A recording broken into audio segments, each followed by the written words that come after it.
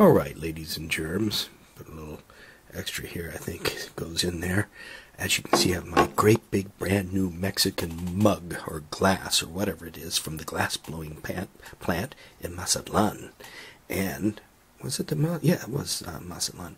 Anyway, what is in there? I see that we have Sierra Nevada Pale Ale, and we have Sierra Nevada, what's it called? Fresh Hop IPA.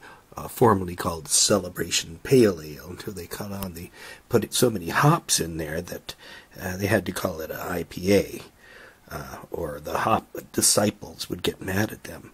Look at that. That glass holds 2 bottles, and oh, which did I put in? It's a blend, ladies and gentlemen. Don't say we don't get pretty sophisticated out here at Sun Lakes. You can see that we have a glass that's green, but still you can tell that the wonderful elixir inside is the color of a golden sunset. And I will make one suggestion, ladies and gentlemen, that you blow a foam hole in the middle, like that. See that? You get that malty sweetness mixed with the bitter and floral characters of the hops. Well, I'm not waiting anymore talking to you. God, I got some beer to drink. Goodbye now.